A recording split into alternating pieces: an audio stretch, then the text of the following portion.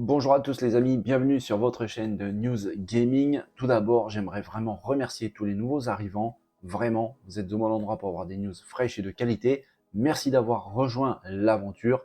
Je vais tout faire pour essayer de ne pas vous décevoir ou alors pas trop. J'aimerais aussi vraiment remercier tous les abonnés, tous les membres qui lâchent des commentaires vraiment chaleureux. Sincèrement, ça fait vraiment plaisir, ça me donne énormément de force. Merci vraiment à vous. On commence à avoir des habitués, on échange très souvent dans la zone de commentaires et c'est toujours un vrai gros plaisir. Merci à vous les gars, c'est vraiment super sympa. Juste avant de commencer cet épisode des News Gaming, on va revenir rapidement sur le sondage que j'avais mis en place concernant le showcase de PlayStation. J'avais été un petit peu déçu, j'avais dit qu'il n'y avait pas tout à jeter, loin de là, mais n'empêche que j'étais plutôt déçu de ce showcase et j'en avais fait la question pour vous. Est-ce que ce showcase, pour vous, c'était excellent, plutôt bien, franchement moyen, voire carrément nul? Alors, on va faire le point vite fait juste maintenant. On voit un pourcentage assez élevé, hein, sincèrement, de franchement moyen. Mais si on regarde en détail, donc il y a excellent 7% qui l'ont trouvé excellent, plutôt bien, avec 18%, c'est quand même pas trop mal. Franchement moyen, donc, qui l'emporte clairement avec 55%, c'est assez impressionnant. Et carrément nul avec 21%.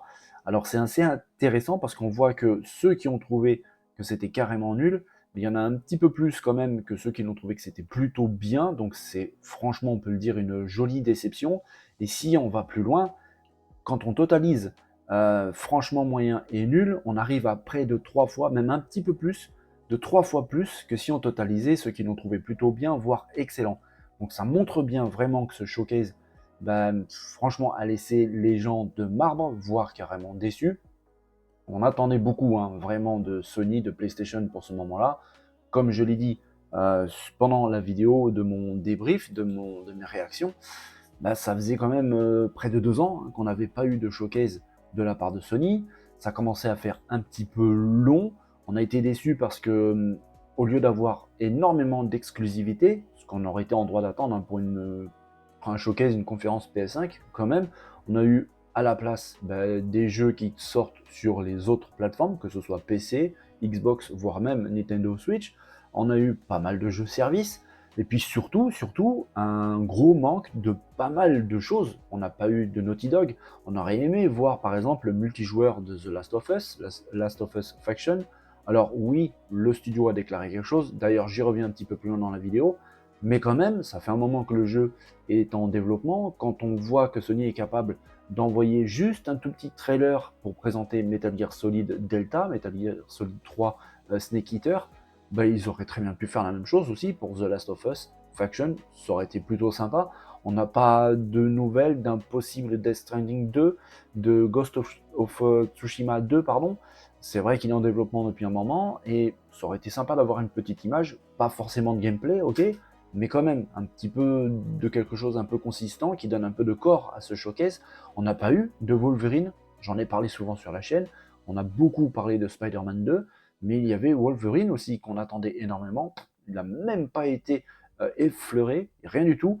Tekken 8, par exemple, ils ont montré des images, en tout cas l'histoire de Street Fighter 6, qui s'annonce vraiment très très bon, mais c'est vrai que Tekken 8, il est en développement, il y a beaucoup de vidéos qui tournent dessus, qui ont déjà été présentées, ça aurait été sympa, cool, d'en voir un peu plus.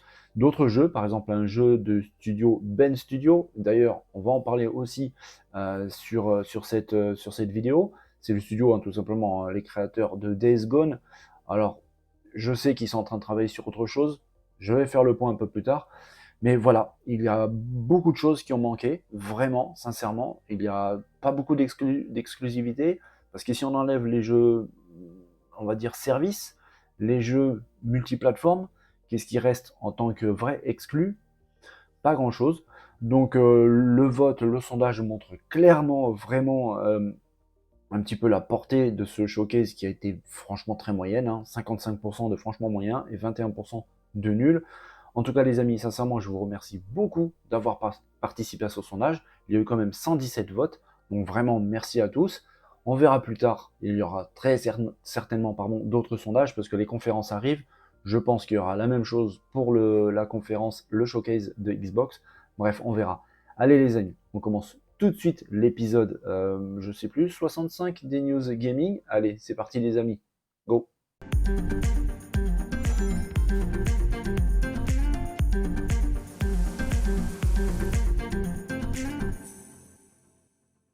Les amis, des fois, les coïncidences, c'est vraiment dingue. J'étais en train de préparer une news spécifique pour répondre à la question d'un abonné, Yann Mist. Tu te reconnaîtras, merci pour ta question, où tu m'avais demandé mon avis, si c'était vrai ou pas concernant le développement de Days Gone 2.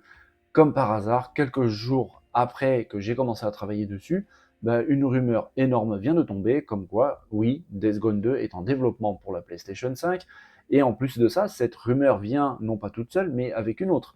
Deux rumeurs pour le prix d'une, concernant le rachat de CD Projekt par PlayStation. Alors, pourquoi je parle de ces deux rumeurs en même temps? Tout simplement parce qu'elles ont été dévoilées par la seule et même personne, le même leaker, qui fait état donc d'un rachat de CD Projekt par PlayStation, et qu'en même temps, Days Gone 2 est en développement en ce moment même pour la PS5. Alors, on va faire le distinguo des deux, on va commencer à parler de CD Projekt. C'est vrai que dans une très très récente vidéo, j'avais abordé le sujet comme quoi PlayStation cherchait à s'agrandir de par les mots du président de Sony lui-même qui avait déclaré qu'il ne fallait pas rester les bras croisés et de chercher à s'agrandir le plus possible. J'avais pas abordé du tout le rachat de CD Projekt. D'ailleurs, je n'y avais même pas pensé, pour être franc avec vous. J'avais vu d'autres sociétés, on avait parlé par exemple de Square Enix, j'avais parlé aussi de Ubisoft. Pour moi, ça serait peut-être assez intéressant parce que la Logitech, les titres d'Ubisoft, c'est vraiment quelque chose d'assez phénoménal. En développant bien, ça pourrait apporter une vraie plus-value à la PS5. Ça, ce n'est que mon avis. Mais vraiment, j'avais pas pensé à CD Projekt.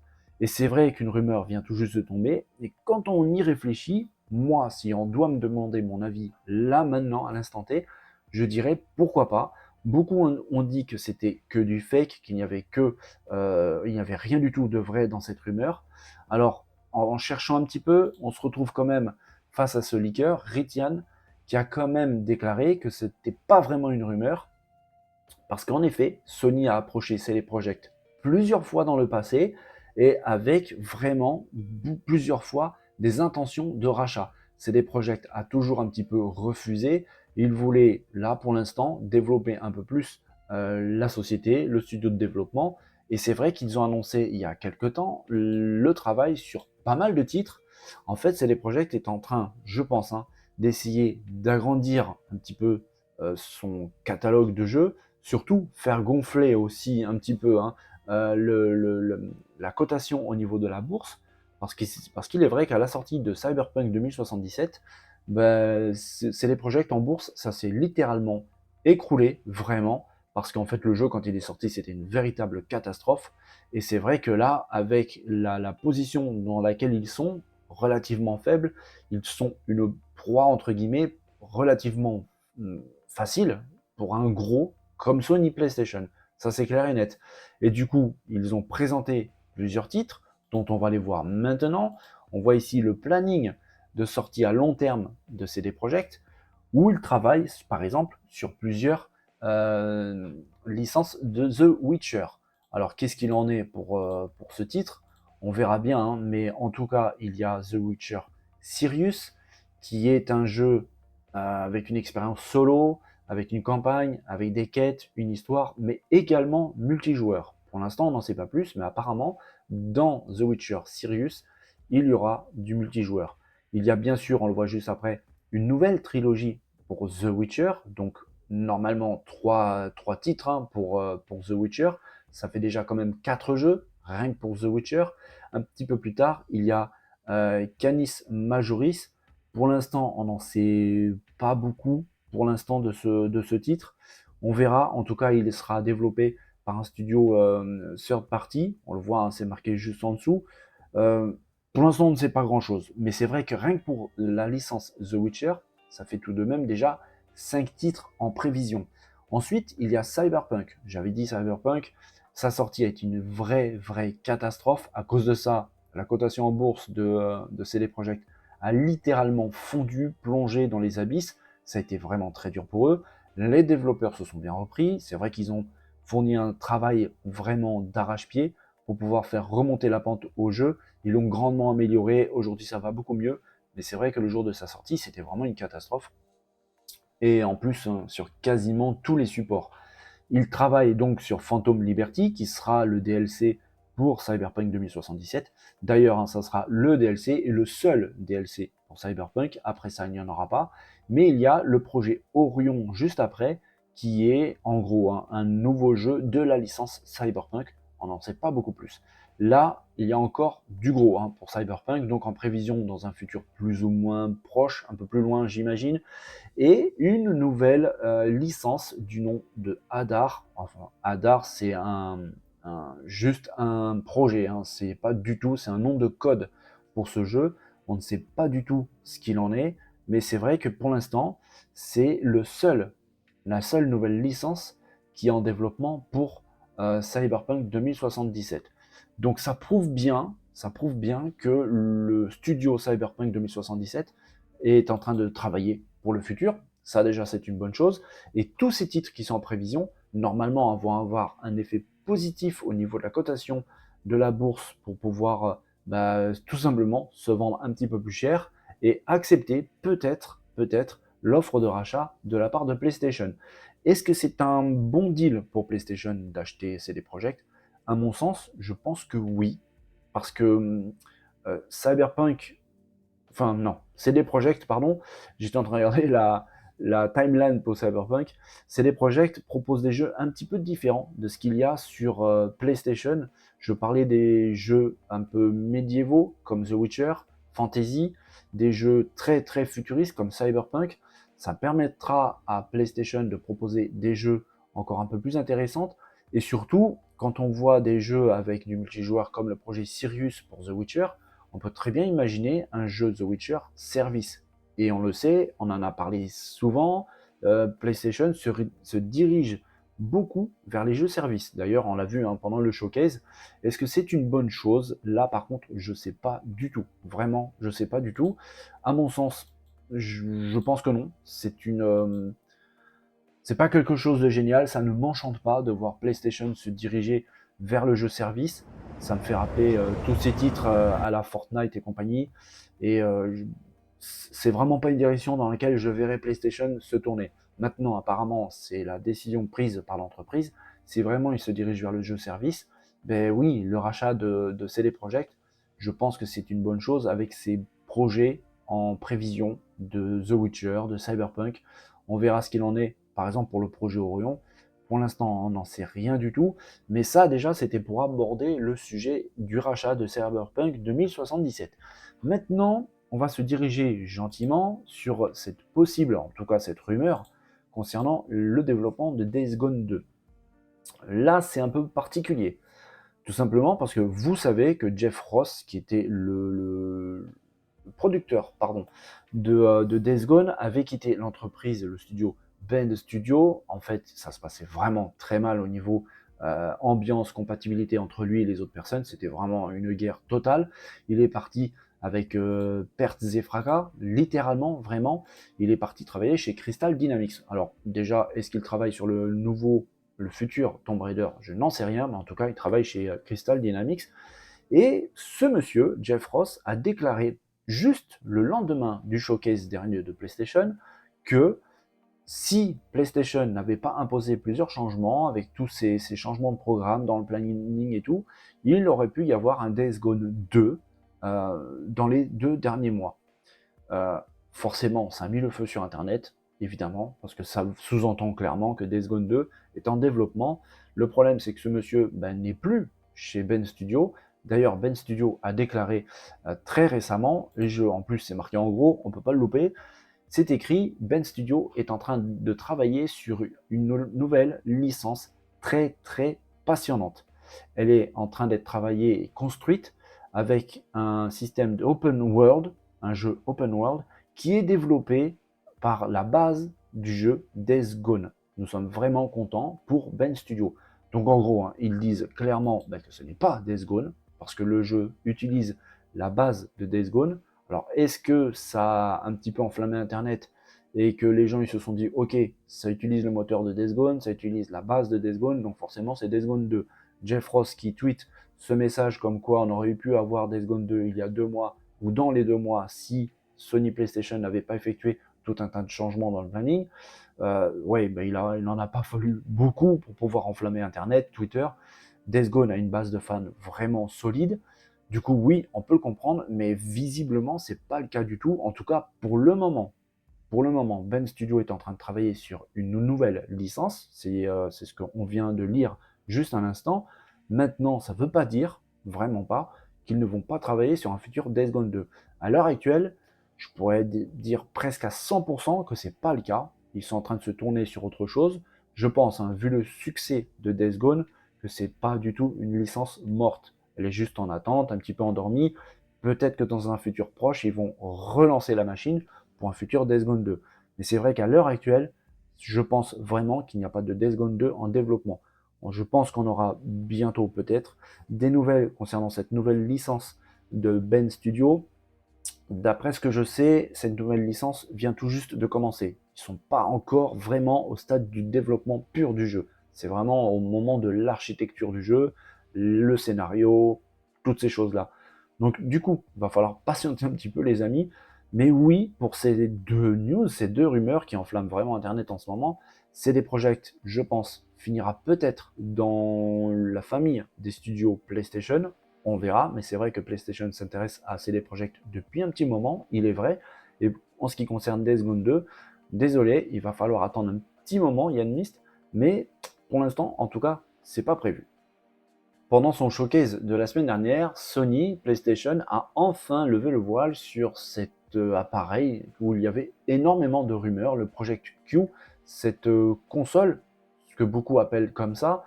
Personnellement, moi non. Une console pour moi, ça fait tourner ses propres jeux, cartouches, CD, streaming, mais au moins ça fait tourner des jeux dédiés pour elle. Là, on parle plutôt d'un écran déporté pour la PS5. D'ailleurs, Sony le présente en tant que tel. Hein. C'est tout simplement pour pouvoir faire du remote play. Mais ça a été présenté donc pendant le showcase.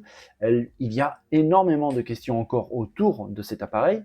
On sait déjà qu'il a un écran LCD de 8 pouces en Full HD qui pourra donner des images en 60 images par seconde. Les manettes qui entourent cet écran reprennent dans les grandes lignes le design des DualSense de la PS5 et reprennent complètement les caractéristiques de la DualSense, c'est-à-dire les gâchettes adaptatives, le retour haptique, les sensations que vous avez avec les DualSense, vous les retrouvez intégralement dans le Project Q. Alors, on ne connaît pas beaucoup de choses en plus hein, sur cette console, peut-être, en tout cas périphérique, mais l'insider Tom Anderson, j'en parle souvent sur la chaîne, a dévoilé certains petits détails croustillants et ça va pas plaire à tout le monde, notamment l'autonomie.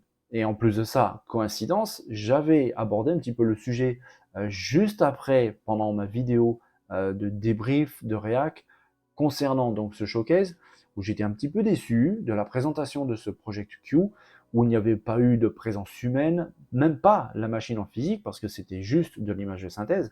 Il n'y avait pas de développeur, il n'y avait pas de designer, il n'y avait pas de responsable qui est venu montrer l'appareil. On n'en sait rien, à part la taille et la définition de l'écran.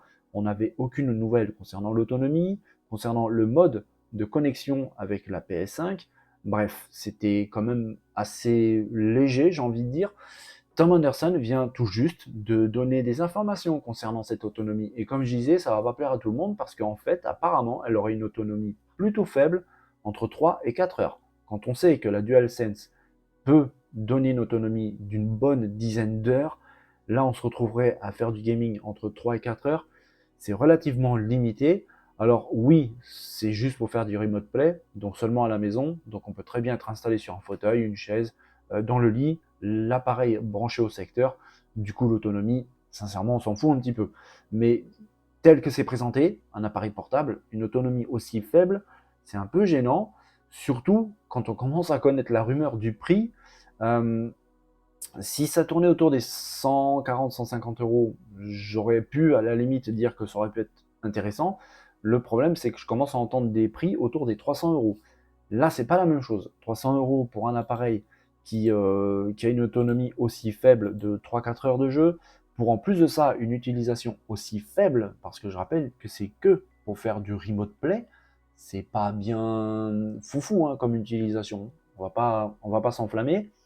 Surtout que je me pose une question, comment est-ce que va faire Sony pour vendre ce produit en fait? Tout simplement parce que le Remote Play à l'heure actuelle, bah, c'est déjà possible. Si on a une tablette, un smartphone, un ordinateur, ben on peut faire du Remote Play en fait. N'importe qui peut faire du Remote Play sur son smartphone, sur son iPhone, ben, on le voit juste là, sur la vidéo, tout simplement. C'est déjà possible avec n'importe quelle tablette, que ce soit iOS ou Android. Il est parfaitement possible de faire du Remote Play. Alors j'allais dire que oui, on n'a pas le même gameplay avec les manettes de l'écran du Project Q qui ont le retour haptique, les gâchettes adaptatives. Le souci, c'est qu'avec le Remote Play sur smartphone, par exemple, ben, on connecte avec les DualSense de la PS5. Du coup, les retours haptiques et compagnie, ben, on les a aussi. Alors, il va falloir vraiment que Sony soit plutôt pas mauvais au niveau du marketing pour pouvoir imposer son idée, parce que payer un objet, allez, on va dire entre 200 et 300 euros, qui a une autonomie de 3-4 heures, pour pouvoir faire la même chose que votre tablette ou votre smartphone peut faire, ça va être chaud patate, hein, vraiment, pour vendre la Project Q-Lite. Allez, dernière news pour aujourd'hui, les amis. Et en fait, au lieu d'une news, c'est plutôt un petit billet d'humeur. Il y a tout récemment un jeu qui est sorti, qui était, allez, quand il a été annoncé, on va dire qu'il était attendu parce que ce jeu est basé sur une licence absolument mythique. Mais c'est vrai que quand on a vu les premières images, bah, comment dire, ça piquait vraiment énormément. Ce jeu, c'est Gollum, Lords of the Ring, Gollum, qui vraiment est une catastrophe absolue. Je ne sais pas trop comment le qualifier, le décrire. J'ai vu beaucoup de choses sur Internet, comme des mots comme purge. Je pense que c'est le cas, parce que le peu que j'ai vu, sincèrement, ça pique. Après avoir vu aussi les notes sur Metacritic, en fait, tout simplement, hein, c'est le pire jeu noté sur Metacritic depuis l'histoire de Metacritic. C'est aussi simple que ça, il n'y a rien de plus mauvais dans l'histoire du jeu vidéo, en tout cas répertorié par Metacritic. C'est vraiment une catastrophe. Alors bon, déjà, le personnage principal n'est pas super charismatique, je pense que vous serez d'accord avec moi. Si en plus de ça, le jeu est très mal fait graphiquement, c'est vraiment pas beau, avec énormément de bugs, il n'y a rien qui va. C'est une perte de temps de passer son temps sur Gollum. Et le développeur, le studio de développement de Gollum, a tout simplement déclaré une lettre d'excuse en disant: chers joueurs, nous aimerions nous excuser sincèrement pour l'expérience décevante que nombre d'entre vous ont eue avec The Lord of the Rings Gollum depuis sa sortie. Nous prenons acte et nous regrettons que le jeu n'ait pas été à la hauteur des attentes que nous nous sommes imposées pour nous et pour notre communauté dévouée. Veuillez s'il vous plaît accepter nos plus sincères excuses pour toute déception que nous aurions pu causer. Alors, la lettre d'excuse semble vraiment, vraiment sincère. Je me mets à la place des développeurs. Ça doit faire un peu bizarre, mal, de passer beaucoup de temps à développer un jeu sur lequel ils croient vraiment. Et puis au final, ben, le résultat n'est pas bon du tout. Et l'accueil de ce jeu n'est vraiment, vraiment pas bon du tout. Du coup, ils s'excusent. Ça me rappelle aussi la lettre d'excuse de Redfall, enfin de Arkane concernant le jeu Redfall. Redfall qui a été aussi une vraie catastrophe au moment de sa sortie. Le jeu qui était très très attendu par la communauté Xbox, avec des promesses de 60 FPS, avec un jeu pas forcément AAA, mais quand même un bon gros jeu qui va permettre aussi de calmer l'attente des fans, parce qu'en plus on sortait d'une période assez pauvre au niveau gros titres sur les consoles Xbox. Bah, ça n'a pas été le cas du tout. Le jeu est sorti, c'était une catastrophe, graphiquement très très pauvre, énormément de bugs dans ce jeu. L'équipe travaille à réaliser des patchs pour régler le problème, mais de toute façon, même s'ils règlent des bugs, ben, le jeu est moche, c'est aussi simple que ça. Mais n'empêche, apparemment, il est quand même relativement fun, surtout en multijoueur. Donc il y a au moins ça qui le sauve. Mais c'est vrai que l'équipe Arkane Studio a aussi, à ce moment-là, publié une lettre d'excuse. Alors, encore un studio qui s'excuse, ça me met mal à l'aise pour eux, vraiment, parce que je pense sincèrement que les développeurs n'y sont pour rien. Vraiment. Ça fait bizarre de dire ça, parce qu'en fait, le jeu est développé par eux. Le jeu sort vraiment très mal développé. Donc on peut se dire, Chris, il est fou. Euh, pour moi, c'est surtout un problème de hiérarchie, des gens qui sont au-dessus d'eux, des patrons, des boss, des actionnaires. Ce sont eux qui mettent la pression sur les développeurs, tout simplement pour sortir le jeu le plus vite possible.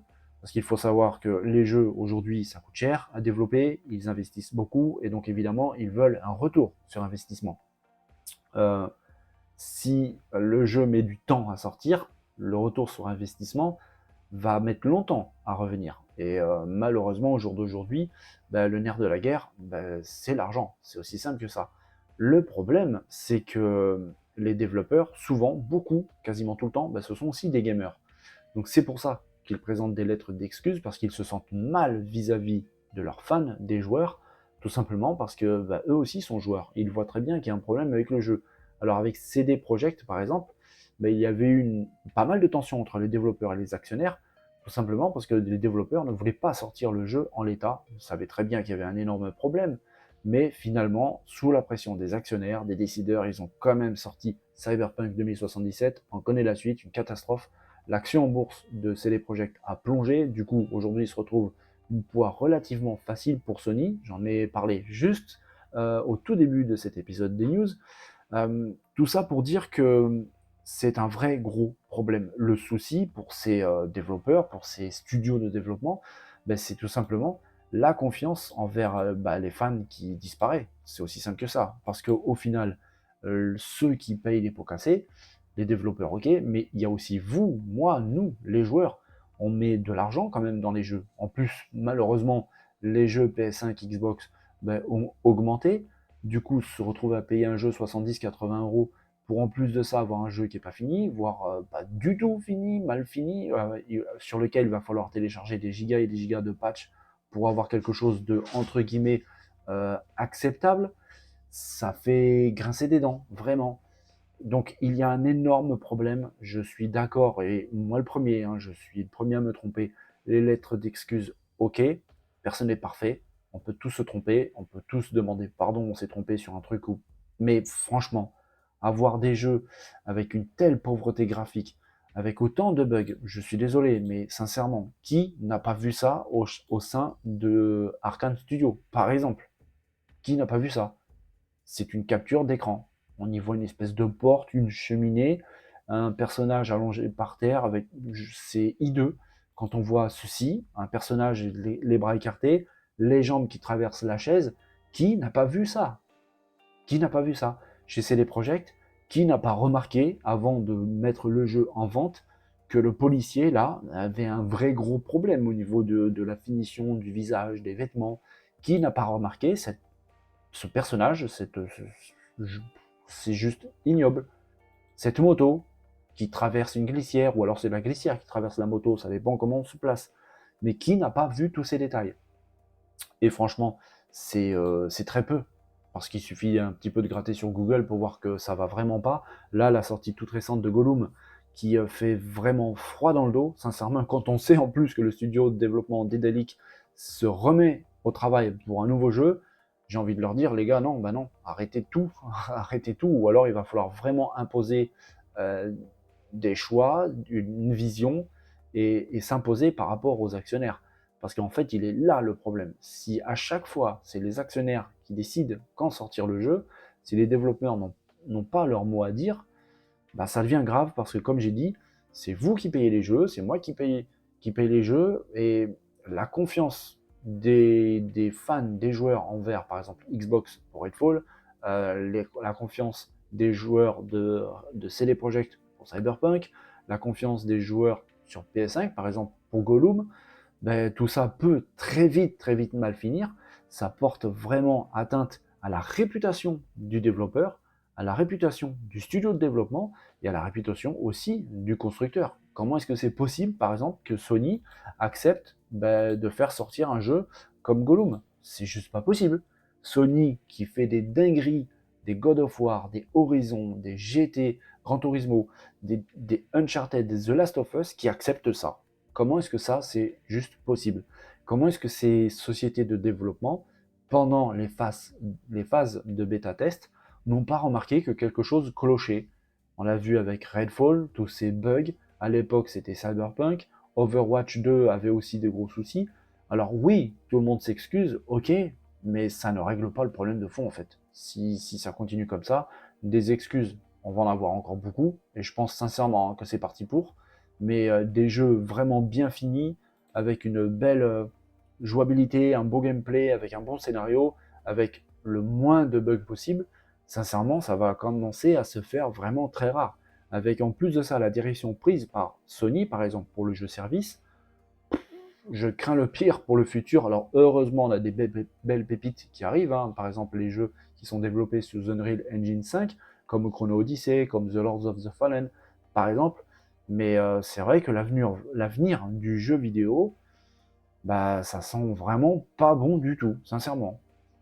Et voilà les amis, on arrive à la fin de cet épisode 65 des News Gaming. Comme d'habitude, j'ai adoré préparer et partager tout ça avec vous. J'espère que vous avez apprécié la vidéo. C'est quand même le plus important.